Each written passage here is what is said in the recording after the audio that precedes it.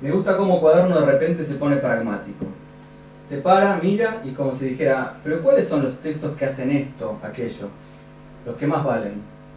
Y enumera varios títulos de los últimos 10 años que pueden ser considerados, según la estética que desarrolla, poemas. Ahí hay una sinceridad y una necesidad de ser consigo sincero. ¿En qué poemas pienso cuando pienso en el poema? Y la sinceridad se extiende a una generosidad, la de nombrar con nombre propio tanto a los textos como a sus escritores. No pienso esto como quien dice, hay que ser generoso con los colegas. Pienso más bien en los colegas como lectores, y a la inversa, todos los lectores como colegas.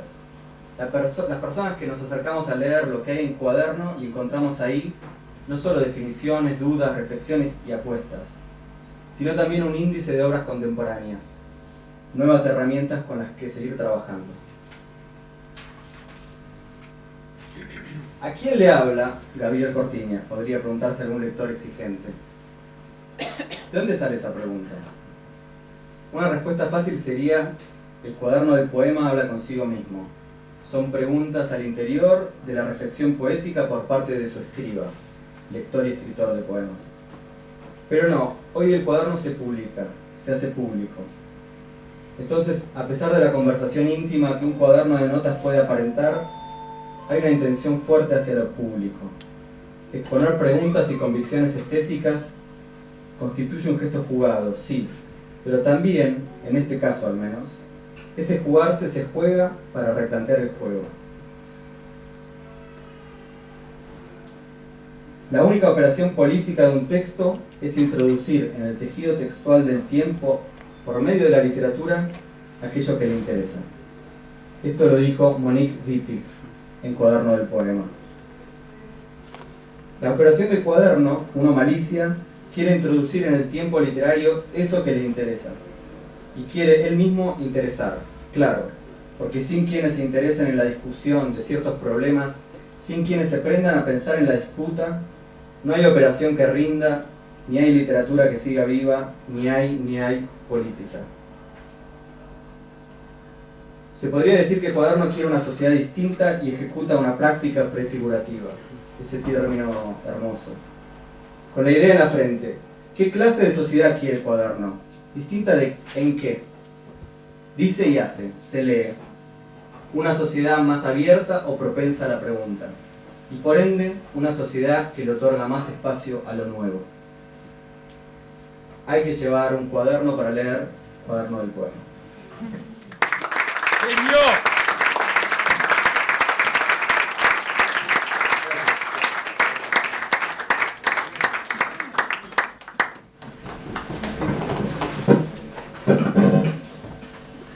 Bueno, ahora voy a decir algunas, seguramente cosas muy elocuentes después de la lectura de los chicos. Voy a bajar un poco, se escucha, ¿no? Como, ¿qué les parece? ¿Así? Sí, Más, menos Bueno, primero que nada, la verdad que estoy muy... es como una obviedad, pero estoy muy contento y a veces hay cosas que son obvias, pero que son importantes. Hace un año y pico, un año y medio, entraba acá por primera vez a dar un taller, conocí a Marcos a través de otra persona muy querida y bueno, se fueron dando las cosas. En ese momento este texto estaba en proceso, digamos, o sea, ya de alguna manera había tomado cuerpo, pero todavía no tenía para nada un puerto de salida. Eso fue en abril del 2016 y me había dado cuenta de esas notas que yo había empezado a tomar de manera aleatoria en el cuaderno en el que uno va anotando desde, no sé, cuánto gastó en Telecentro el último mes, si es que lo nota, o alguna nota más de orden, se quiere, literario, creativo. También estas reflexiones sobre, bueno, ¿para qué escribo? Porque hay un lugar en el que todas esas disputas, peleas, charlas sobre lo que uno escribe, a veces en una mesa de café, a veces en una rumia mental con un texto que uno lee y se enoja, o al revés, o se convoca y uno queda como bastante partido al medio en el buen sentido por algo que lee. Bueno, ¿qué tienen esos textos que a uno lo convocan más que otros?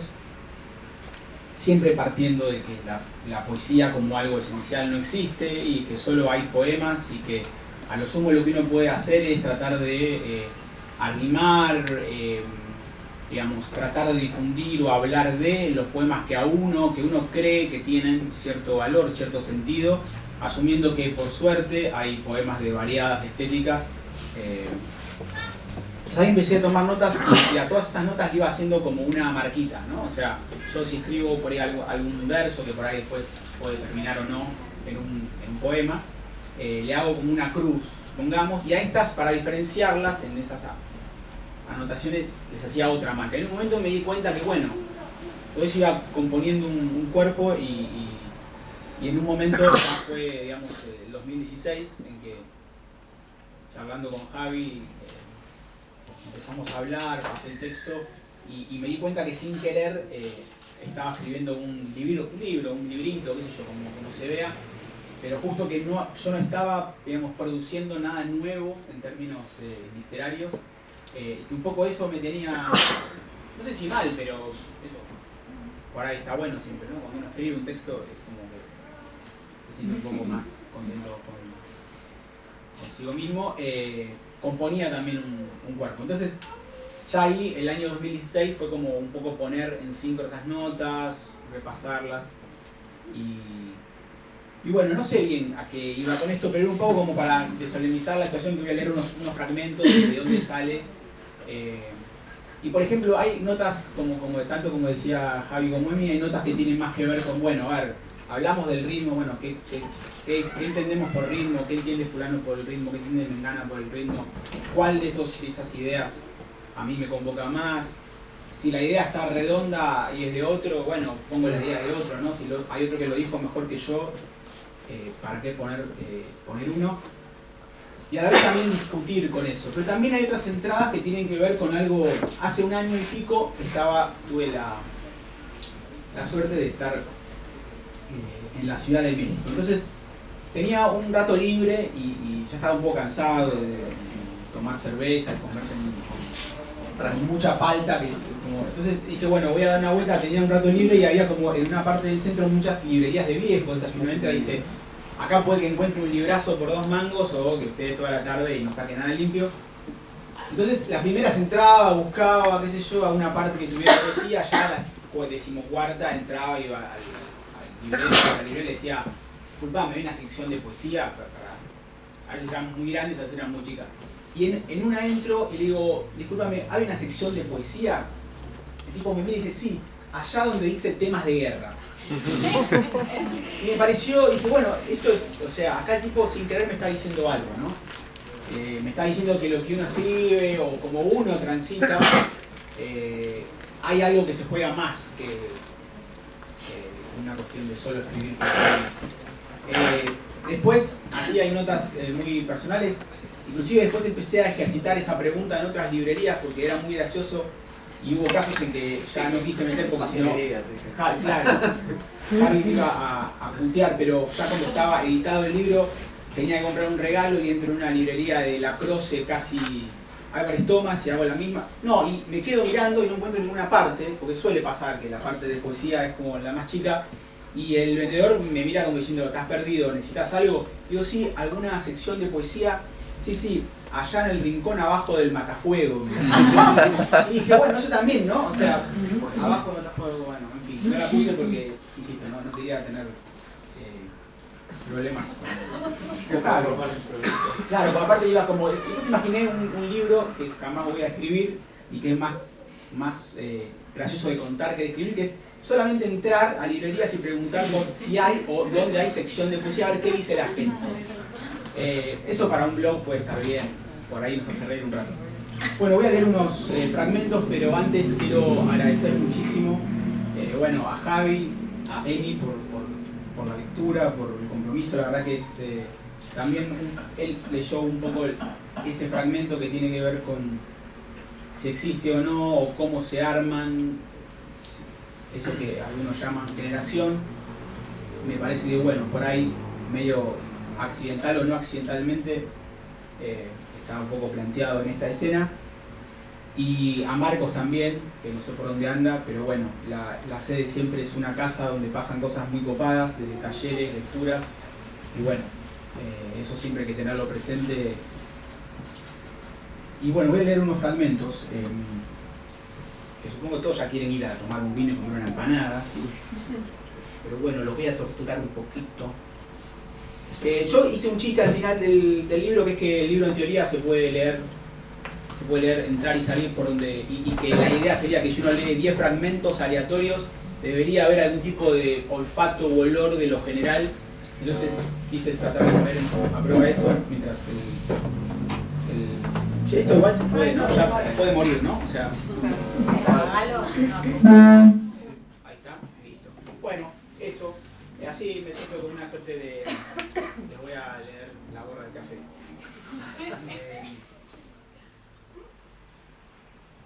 La escritura nunca me permite olvidar que si la existencia tiene un significado en algún lugar, está en lo que creamos con nuestras vidas, con el aura de los torrentes de palabras que dentro de nosotros forman secuencias de verdad. Esto lo dijo Nicole Grossade.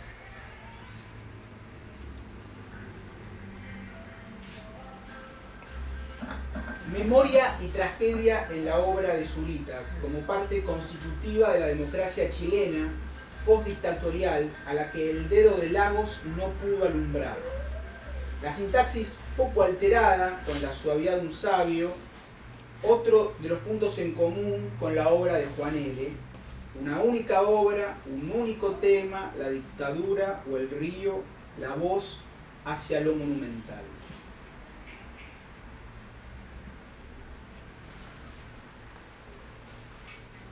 Terminó el invierno y más de la mitad de las mujeres jóvenes de la ciudad visten de un día para el otro unas calzas negras con un tajo en ambas rodillas. Me gusta el verticalismo y la capacidad de uniformar que tiene la moda. Despierta mi nostalgia soviética o fantasía norcoreana.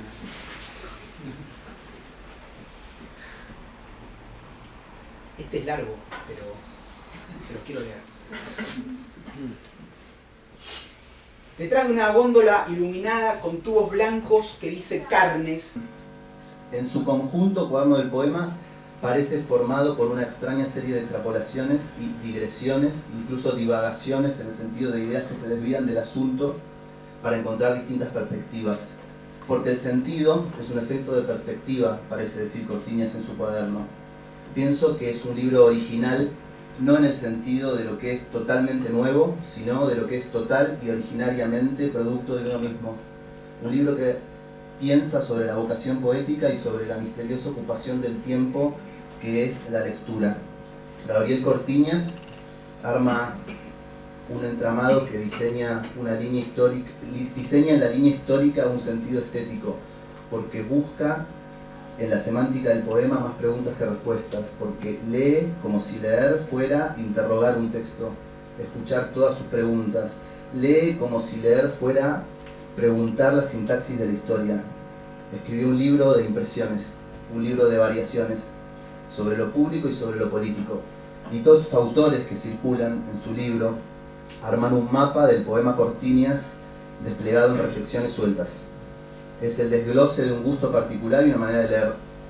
Por algo existe la ambigüedad. El lenguaje habla del que lo usa. Una cita del texto. ¿Por qué algunos se esmeran tanto en querer entender?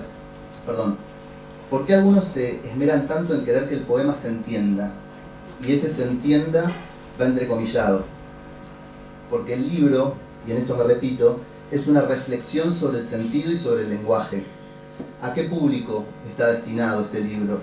No lo sé, pero estoy seguro que es un libro escrito, que no es un escrito hecho para la intimidad, como engañosamente parece indicar el título, y que todo lo que tiene de cuaderno, de diario, de bitácora, de literatura del yo, para decirlo con una etiqueta fácil, es solo una parte del tono que transita todo el libro, porque cada una de las entradas carga de sentido la totalidad de las observaciones. En alguna página del libro leo esto: 20 años del momento en que alguien decide volarse la cabeza en el living de la casa de su hermano. Fin de cita. A eso me refería con lo de obra abierta. Es un libro que produce efectos de lectura. Muchas gracias.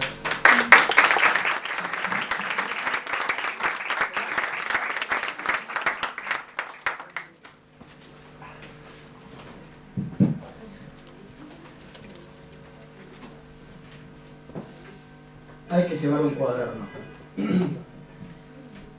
Una generación está formada, entre otras cosas, por aquellos que se reúnen en torno a un problema.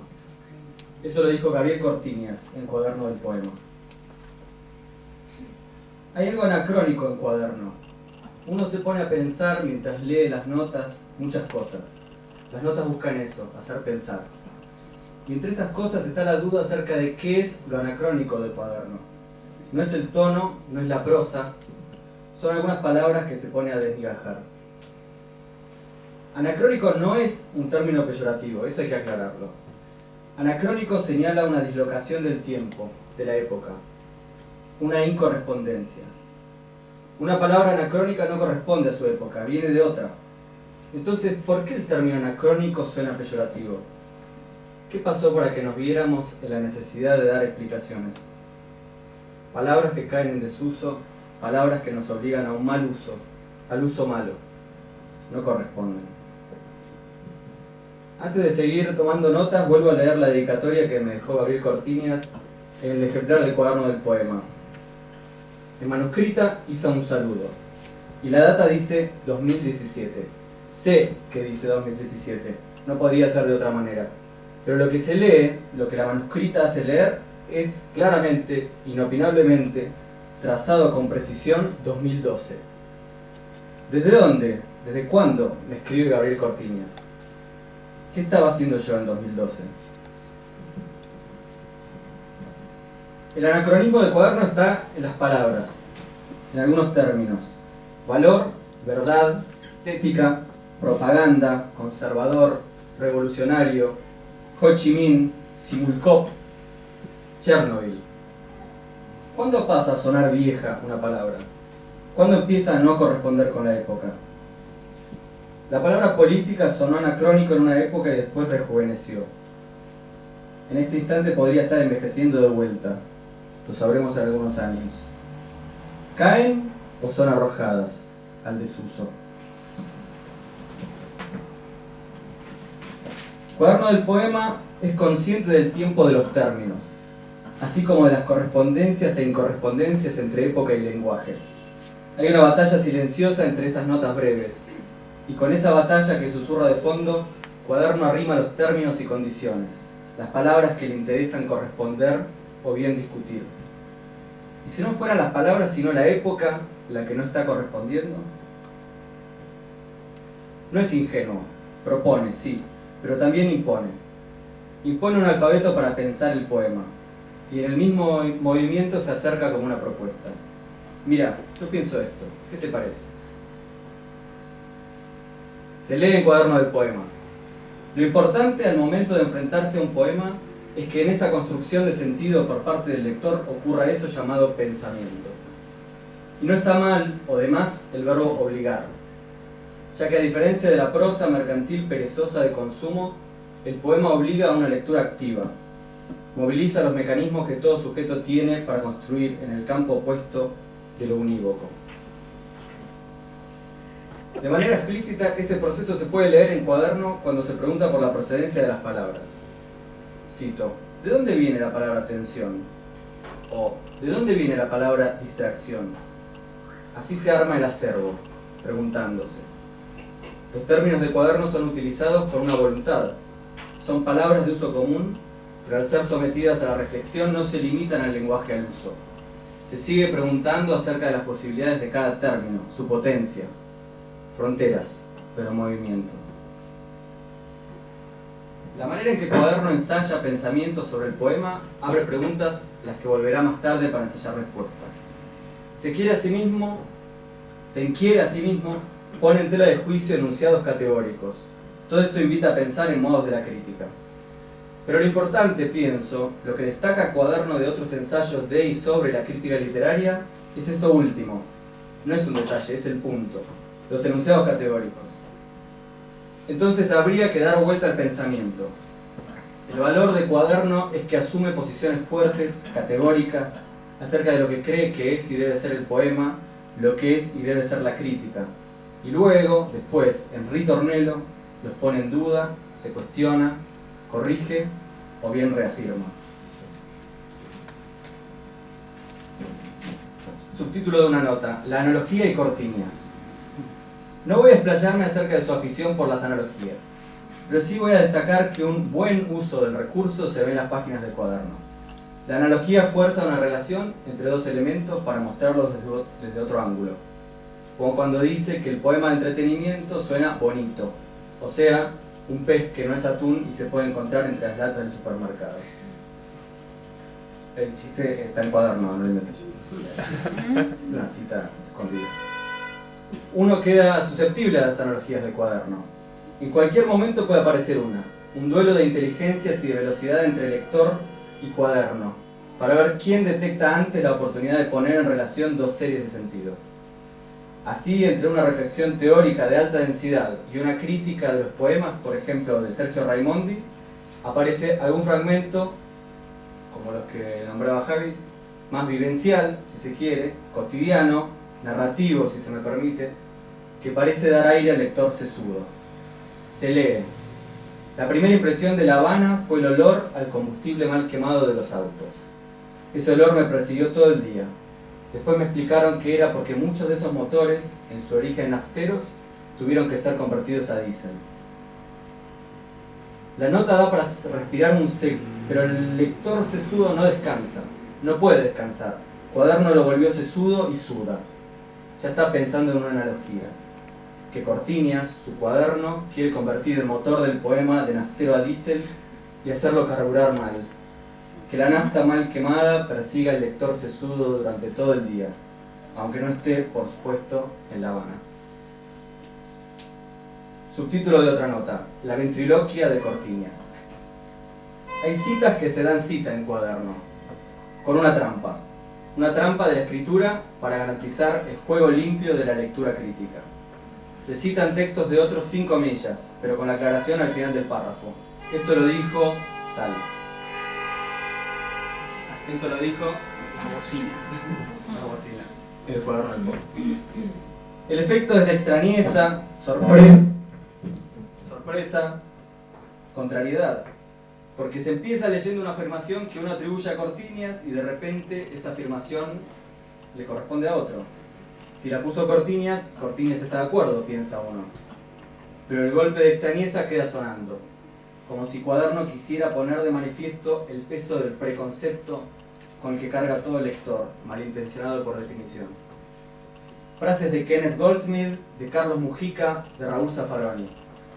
Uno no las hubiera pensado ahí, uno no las hubiera pensado en boca de esos nombres tampoco. Después del volantazo y la sorpresa, la argumentación de Cuaderno vuelve al carril e incorpora a las disquisiciones sobre el poema el tono y el enunciado de aquellas voces visitantes. ¿Cuaderno es un ensayo? ¿Una teoría? Se lee: la autorreflexión no como un mero decir acerca de lo que se hace, sino como un hacer de otra manera eso que habitualmente se hace.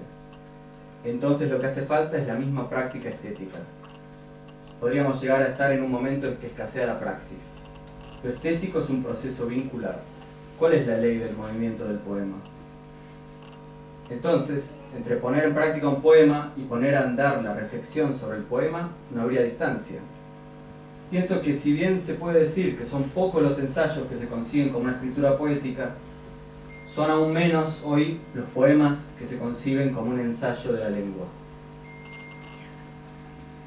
Tomar nota sobre literatura es una manera de no dar el valor por sentado. No es obvio que Juan L. Ortiz es un gran poeta, parece decir Cuaderno, y elabora una breve nota sobre Juan L. No es obvio que hay que leer literatura contemporánea, parece decir Cuaderno, y elabora una breve nota sobre María Salgado. El encuentro en Cuaderno de poemas canónicos y poemas contemporáneos, poemas de acá y poemas de allá, de España, Chile, El Salvador, obedecen a un doble propósito: señalar valor en esos textos y detectar qué movimientos en ellos habilitan a seguir pensando el poema.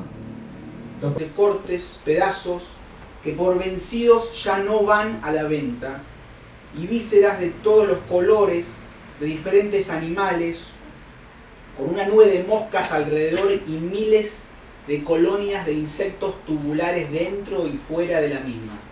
Y de repente, cuando nadie lo espera, uno de los empleados carga la pequeña gran montaña en una carretilla y la deposita, ante el asombro de todos los consumidores, en el medio de la góndola, sobre las bandejitas de carne fresca para consumir. El olor, la imagen, la irrupción, hay un quiebre. Uno sale corriendo a llamar al guardia. Le dirá segundos después que un empleado depositó mugre en la góndola. Otros continúan mirando la pequeña montaña que empieza a derramarse sobre las bandejitas aledañas. Sacarán fotos con sus celulares a esa masa orgánica que lo amenaza todo. Enviarán las imágenes al museo más cercano, aunque al rato lo habrán olvidado. Los agentes de seguridad privada contactan a la policía local y empiezan a evacuar el mercado. Pero otros continúan mirando la montaña orgánica, la ven moverse sin entender lo que está pasando. Esta epifanía matarife los hace pensar. Son los últimos en dejar el local junto con las fuerzas de seguridad. Cuando ya están todos en la vereda, media hora después avisan por altoparlante que el mercado ha sido comprado por el museo que había recibido la imagen viralizada y que la muestra abrirá en 15 días. Pero aclaran, para evitar conflictos, porque siempre hay que evitar los conflictos, que los jubilados seguirán teniendo un 20% de descuento, el mismo descuento que hacía media hora tenían dentro de lo que era un supermercado. Mientras tanto, la pequeña montaña sigue ahí, pudriéndose muy despacio, llena de vida bajo el tubo blanco de las heladeras, la única luz que dejan prendida. Los antiguos consumidores de carne envasada irán a otro mercado que está a 2 cuadras, visitarán una vez el museo y siempre dirán públicamente que estuvieron el día de la clausura inaugurada.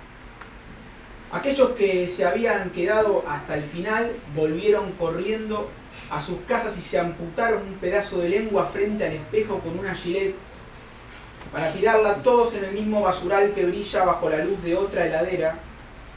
Y todos esos desechos multiformes están cosidos con una cinta roja y blanca de plástico que dice espacio clausurado al público.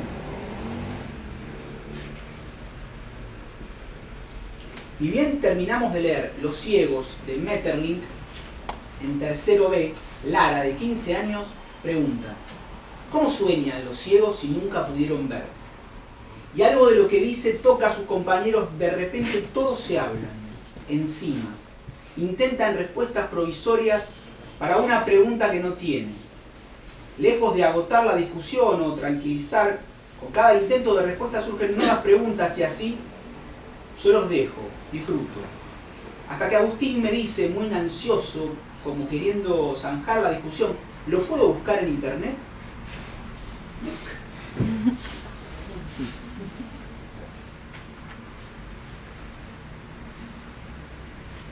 El poema, con su verdad, en definitiva, interrumpe la ilusión del ego, atenta afortunadamente contra él. La peor herencia de Occidente es la glorificación del nihilismo por miedo, por el simple miedo que todo ego le tiene a lo verdadero, y el poema puede ser el palo que interrumpa esa producción maquinal de pensamiento, o también puede entretener, reafirmando el statu quo del pensamiento o el humo del consumo.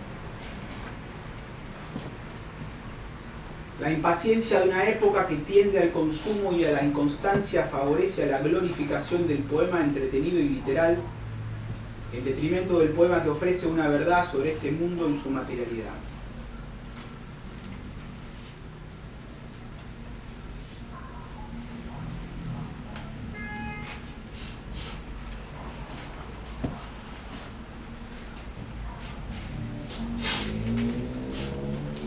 Un artefacto que no está paralizado, pero hace visible en su producción y reproducción de lectura algo que se pretende paralizar con cierta efectividad: el pensamiento seriado. Lejos está un poema de ser la verdad, pero es el saber de su inexistencia y, a pesar de la misma, tender trágica e incansablemente a su búsqueda, donde se abre un espacio posible para la emergencia de una verdad, que suele tomar a veces la forma de una pregunta.